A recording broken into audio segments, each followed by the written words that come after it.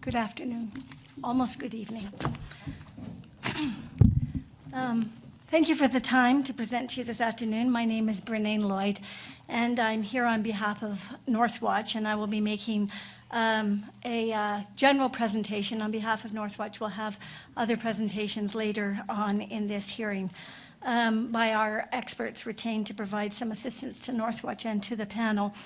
Some may recognize that the title of our presentation is a borrowed title from an important book by Dr. Kristen Schrader-Frissett, released in the mid-90s, when some of us found ourselves in a different room discussing a somewhat different proposal to bury high-level nuclear waste. In that case, it was in the Canadian Shield, and I think the title is apt, given the huge uncertainties, the very large uncertainties that relate to this project, uncertainties with respect to the waste inventory, to the operator, basic design decisions, and most important and all-encompassing, the ability of this proposed deep geologic repository to actually isolate, sequester, contain the waste and the radiological burden over the time required. Northwatch is a regional coalition in northeastern Ontario, and our interest in waste management, nuclear waste management, goes back to our members' involvement in the pre-Northwatch period prior to 1988. In the 1970s, when there were investigations of Northern Ontario for a repository location or design for high-level waste. We were founded in 1988 in part to participate in those discussions, and we have been participating in various review processes since 1990, beginning with the Seaborne Commission scoping sessions and right through to May 2013 in the Pickering relicensing hearing, where we looked at waste issues, given our concerns about the long-term management and the potential for some repository at some time to have adverse effects on the lands, people, water region of Northern Ontario. We've participated in this review in all phases to date, and today is our first presentation, a general presentation, and as I've said, we will have our experts presenting at later dates. I want to begin just with a summary, with an overview, looking at what Ontario Power Generation has built their case on, how they put their package together. And begin by looking at the key messages. So Ontario Power Generation, in their environmental impact statement, identify what they call their key messages. And I just want to very briefly unbundle some of those messages. They list them, and I'll list them for you in paraphrasing them. They want to encourage public comment. Well, encourage public comment is great. That's good. What you do with the public comment, how you engage the public, how public input then affects design decisions, project evolution, is a much more important question. And I just want to share with you an anecdote. July 3rd, 2 days before the registration to the deadline to register for this hearing, I stopped by the Bruce Power Centre, and I know it's Bruce Power, it's no longer OPG, but there's a fair amount of cooperation there. OPG does have some displays. There is a display about the Deep Geological Repository proposal. There was not a single piece of literature available about the Deep Geological Repository. There was not a single note or notice of this review. There was certainly no notice of the, immediately impending deadline to register. So encourage public comment, maybe encourage public engagement. Big questions. OPG has a proven track record. Great, but is it a good track record? I think that we can look at the CNSC website at any day to look at OPG's failures in performance. In my written submission, I summarized some. I was writing fresh from the Pickering Review, summarized just some of the examples of failed performance, related, some of them specifically relating to their waste management practices at just one plant, at Pickering. So a proven track record, what did it prove? That there are problems. Kincardin's preferred option. We have real questions about who chose for who. And a question, not a determination, but a question as around to what degree was Kincardin in 2002 and 2004 acting as a proxy for Ontario Power Generation. Certainly outside the region, outside of council chambers, outside of those meeting rooms, we can't make that determination. But we have a question. The geology provides barriers. We hear over and over again that it's multiple barrier. Well, in the international discussion of geological repositories for radioactive waste, multiple barrier generally means a combination of engineered barriers and the geologic barrier. And starting with the waste form itself, then an engineered container, then the geological barrier, which might require additional engineering to fortify it. But that's the normal discussion. OPG has 2 layers, limestone, shale. So certainly not consistent with the international conversation. Whether those barriers are effective or not is a central question in this review. They'll only proceed with community support. Pleased to hear it. It's not been demonstrated. When, what's the question? What's the mechanism? How is the means? The language of the NWMO is a compelling demonstration of community willingness. But that compelling demonstration of community willingness in the nuclear waste management organization world is undefined. Well, here, we don't even see the question still to be put to the community or the communities that can be affected. It will not contain nuclear fuel waste. Good to know. OPG has contracted NWMO to manage the project through the regulatory approvals process. When we met with NWMO to discuss this project, I think it was in 2011, we were told at that time, and this is just my recollection, it's not in the minutes, in the meeting report that NWMO provided of our meeting, but we were told at that time that NWMO also expected to operate the repository. So who's the operator? Big questions around who does what, who the players are. OPG's declared need for the project. Also in their environmental impact statement, they identify in the discussion of need, interesting that need isn't a key message. There is a separate discussion on need, and they have 4 statements of need. 3 of them could be met equally, according to the independent assessment study, could also be met by other options. The only need that it could be argued can only be met by the DGR is the need to remove it from surface.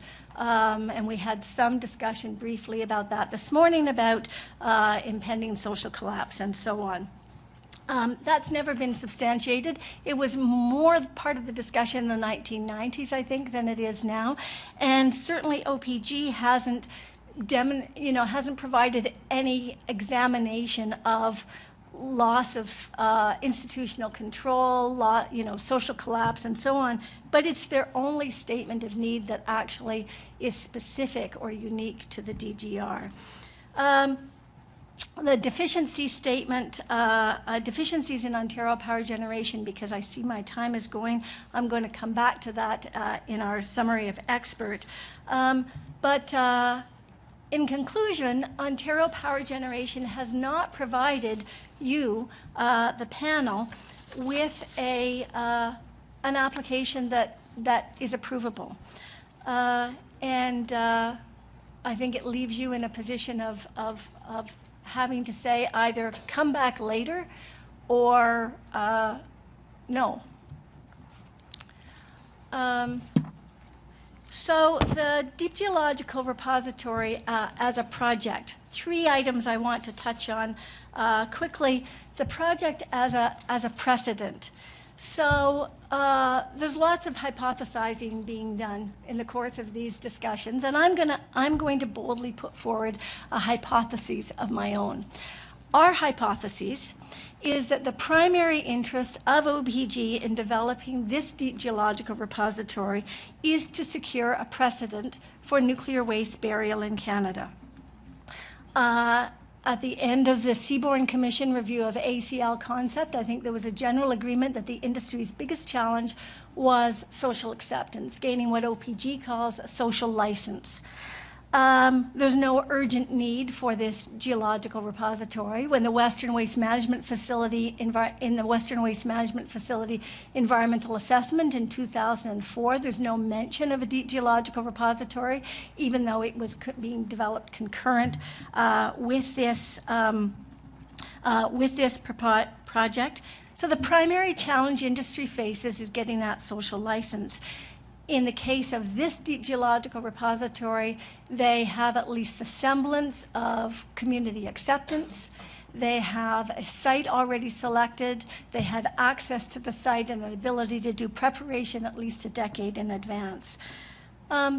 This deep geological repository is not the only one. And in this area, in Bruce County, you hear about DGR2. And DGR2, on the screen, there's 21 communities being studied, 12 in Northern Ontario, for what in other regions is called the NWMO, or the high-level waste burial proposal. ACL also has a proposal to bury legacy waste at the Chalk River site on the Ottawa River. And we learned recently that Cameco has a proposal for something in Blind River on the north shore of Lake Huron. They call it a mound. It might be burial, it might be shallow, we don't know. But it's in a preliminary decommissioning plan, which CNSC has and has not been made available to the public. In this instance, in this case, OPG blurs the line between low-level waste and intermediate-level waste. The question is, or our expectation is, that in the next round, after they've got the precedent, after they've got a DGR approved for low and intermediate level waste, the next line to blur will be the line between intermediate level waste and high level waste. They're already burying intermediate level waste. It's highly radioactive. Next step, high level waste burial. So we look at the use of international experience in this review, and we have the view that OPG's intent is to create a made in Canada experience that they can use in the same way, not necessarily with accuracy, not necessarily appropriately, but which they can use in future efforts. The project evolution, we looked at the project over, because we don't, we can't manage all of the details of all of the 20,000 pages. What we did is we looked at the project as it evolved by looking at 2005, 2008, and 2011. What we saw in looking at it that way, well, there were some consistencies. There were going to be shafts. There was going to be access. There were going to be tunnels. There were going to be rooms. There was going to be waste.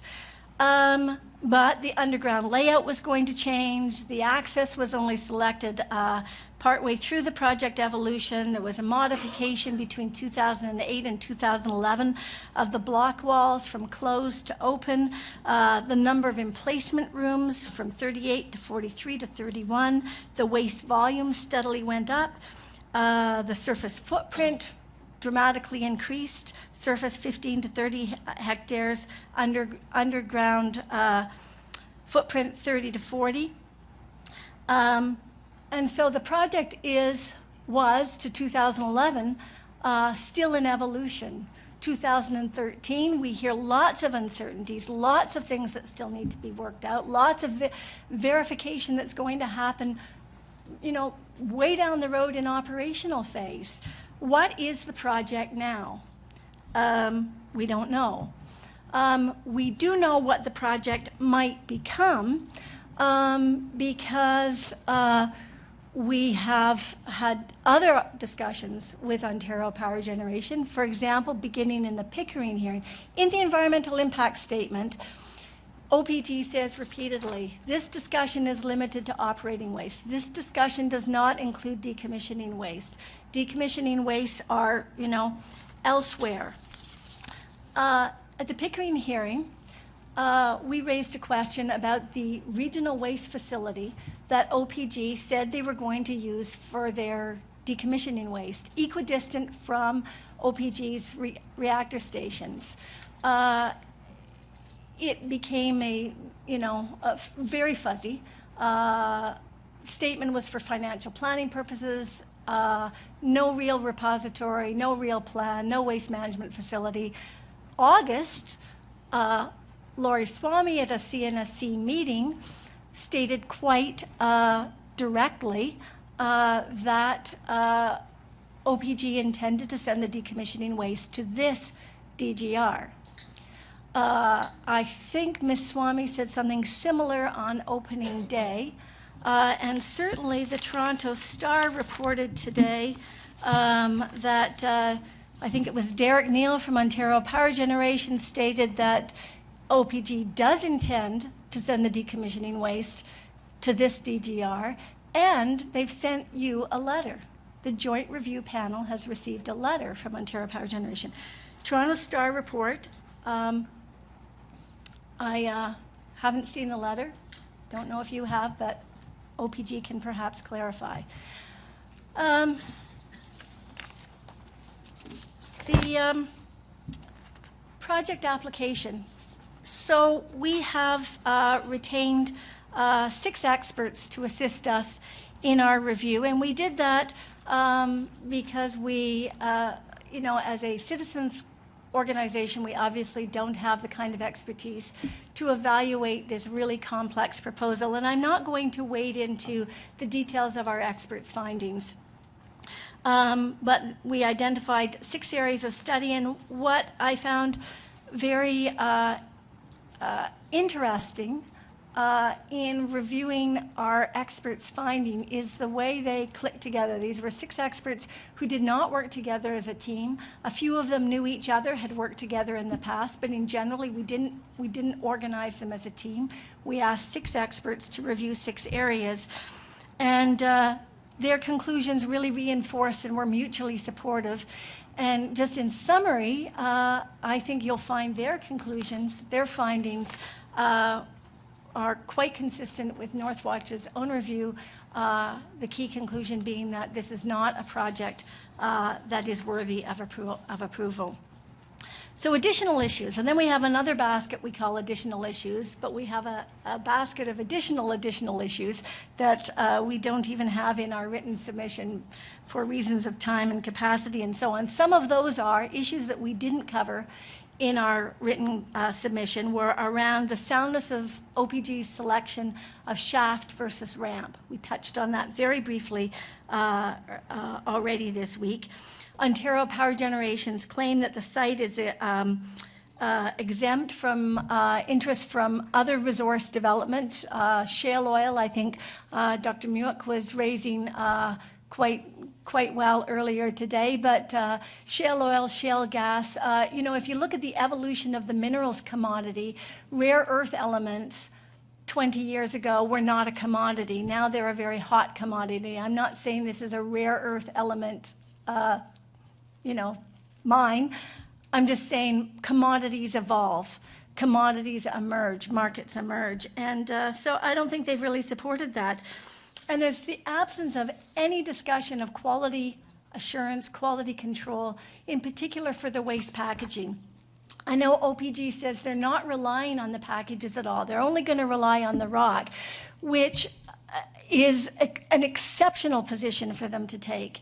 Why they would forsake that additional barrier, why they would not take a precautionary approach and also have an engineered barrier, and why they wouldn't look at their containers for their ability to provide that barrier is mystifying. But there's no quality assurance, no quality control anywhere along the line from what we've been able to determine looking at their 20,000 pages of application. I haven't read all 20,000 pages. The nature of the waste, as discussed over the first few days, intermediate level waste is highly radioactive. There's also issues around, so there's a lot of issues around the way OPG has classed, has grouped, blurred the line between low-level waste and intermediate-level waste. There's also questions around the evolving waste inventory. And do you have an accurate waste inventory in front of you? Some of our experts note the lack of any chemical analysis, chemical discussion in the waste inventory and the reference inventory and in their documents. And we haven't seen a waste inventory since 2002. So they have a 2008, there may be earlier, there may be others, but the ones we've been able to access, a 2008 reference inventory, a 2010 reference inventory, no 2012 reference inventory. So I don't know where you look to get an accurate inventory of the wastes that they're proposing to place in them. So centrally, I think the central question for you is, what is the project you have before you? What are you approving? In conclusion, our key finding is that Ontario Power Generation has not provided you with the basis for approving the environmental assessment, their application for a license to prepare the site, or their application for a license to construct. I think that subsequent to that, I think the most reasonable and the only really sound, reliable option for you is to reject the applications before you. We do in our written submissions add some without prejudice recommendations that if you decide to stray into that terrible territory of considering approving this incomplete application, these incomplete applications. We do list some of the precautions that we would recommend you build into that to limit limit the consequences of such an approval. And we would add an additional one today, given following the discussion with CNSC about the licensing process. And you'll recall this morning we were talking about, I think it was this morning, maybe this afternoon, we were talking about the verification and how there are many aspects of the project. OPG says they're going to verify in the operating period, not just the construction, not just site preparation, not just construction. They'll be verifying many of their predictions in operating phase. I think that if that were ever to be the case, if they were ever to go to operations on the basis of this very incomplete and unsubstantiated application, I think then to have a one-year term license would probably be too long. If CNSC is going to be making decisions, we heard from CNSC how the public opportunity to engage is through the licensing processes. Well, CNSC has been on a bit of a trend. Facilities in our region have gone from a one-year license to a two-year license to a five-year license to a 10-year license. So how long a license would be granted, and what would the opportunity be for any kind of public oversight once a license was granted? And of course it goes, maybe without saying that your influence is over at that point.